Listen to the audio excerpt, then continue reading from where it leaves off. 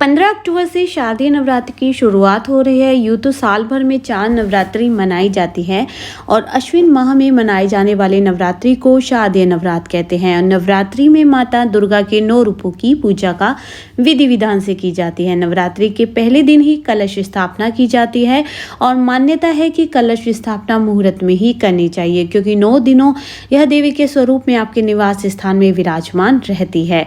और ये इस बार 15 अक्टूबर से जो नवरात्रि शुरू हो रही है, उसमें नवरात्रि में जो कलश स्थापना का जो शुभ मुहूर्त बताया गया है वो 11:38 से प्रारंभ होकर 12:23 तक ही रहने वाला है। वहीं 12:24 में वैधृति योग शुरू हो रहा है।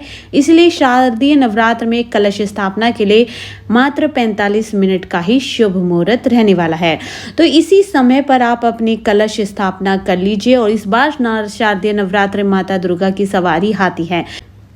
तो दोस्तों, जब नवरात्रि आती है तो हमें नवरात्रि में माँ का स्वागत करना होता है और माँ के स्वागत के लिए हमें पहले ही टाइम से पहले ही सारे घर की साफ़ सफाई कर लेनी चाहिए। और इस बार तो जो है अमावस्या में जो है ग्रहण भी लगने वाला है और इसके बाद से और ज़्यादा सफाई का आपका काम भी बढ़ने वाला है। तो सफाई के साथ साथ गंगा जल से घर को शुद्ध करना भी बहुत ज़रूरी है और ये सारी चीज़ें आप पहले ही कर लें। सजावट, माता की चौकी आप सजा लीजिए। घर के जितने भी आपके पूजा के बर्तन हैं उनको आप 1-2 दिन पहले ही इस तरह से साफ़ कर लीजिए। साफ़ करने से इससे क्या होता है, आपका अननेसेसरी का बर्डन उस दिन नहीं रहता है। सुबह सुबह पूजा में ध्यान लगा रहता है। और पूजा की जो सामग्री है, क्या क्या हम भोग में चढ़ाते हैं, क्या प्रसाद बना सकते हैं, किस तरह की चीज़ें हम माँ को चढ़ाते हैं, क्या नहीं चढ़ाते हैं, आज की वीडियो में आप लोगों के साथ शेयर कर रही हूँ। तो दोस्तों, जब हम नवरात्रि में कलश स्थापना करते हैं उस दिन बहुत समय जाता है, बहुत सारी चीज़ों की तैयारी हमें करनी होती है।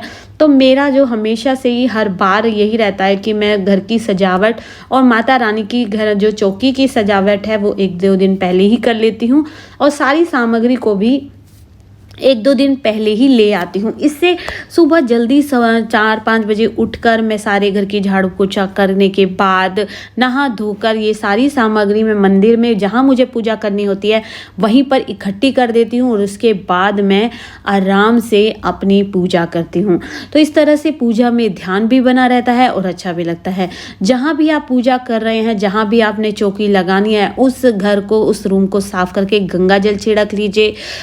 जो चौकी है या पाटा है या टेबल है, जो भी आपने रखा है, उस पर एक कोई भी लाल रंग का कपड़ा बिछा लीजिए और उस पर सबसे पहले हमें जो है कलश स्थापित करना होता है। तो हमें अष्टदल कमल बनाना होता है और अष्टदल कमल जो है कलश के नीचे बनाना बहुत शुभ होता है। पीले रंग के चावल कैसे कर सकते हैं, हल्दी से कर सकते हैं दोस्तों, नहीं तो चंदन से भी आप कर सकते हैं। और इस तरह से जैसे स्क्रीन पे दिखाया है ऐसे आप प्लस और फूल बनाते हुए कर लीजिए। उसके ऊपर कलश को स्थापित कीजिए। कलश में हमें 5 चीज़ें डालनी होती है। रोल जो की चीज़ें होती हैं, आप लौंग का जोड़ा ले सकते हैं, सुपारी ले सकते हैं, सिक्का ले सकते हैं, हल्दी की गांठ ले सकते हैं और गंगा जल। ये सारी चीज़ें हमें कलश में डालनी होती है। उसके बाद हमें नारियल रखना होता है और कलश का मुख कभी खुला नहीं होना चाहिए दोस्तों। उसमें 1 कप चावल की ढेरी की प्लेट रख लीजिए, उसके ऊपर आपको नारियल रखना होता है। नारियल में भी कलावा और चुनरी बांधकर, टीका लगाकर, स्वास्तिक का निशान बनाकर ही हमें नारियल को कलश के ऊपर रखना चाहिए। तो अभी मैं यहाँ पर सारी सामग्रियों को डाल देती हूँ। मंत्रों के साथ सारी सामग्री को डालें। और माता रानी को चढ़ाने के लिए जो है श्रृंगार की वस्तुएं भी रखी जाती हैं, जिसमें आप बिंदी और सिंदूर, काजल, 11 तरह के श्रृंगार आप रख सकते हैं। आजकल तो मार्केट में बने बनाए बॉक्सेस भी मिलते हैं, आप वो भी चढ़ा सकते हैं।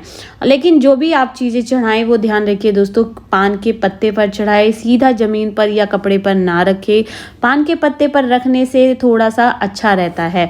और इस तरह से रोली, कुमकुम का टीका हमें पान के पत्ते पर भी करना चाहिए। और उसके बाद जो भी हमें भोग बनाते हैं वो चढ़ाना चाहिए, चालीसा पढ़नी चाहिए, पाठ करना चाहिए। और पाठ बहुत अच्छा रहता है नवरात्रि के दौरान।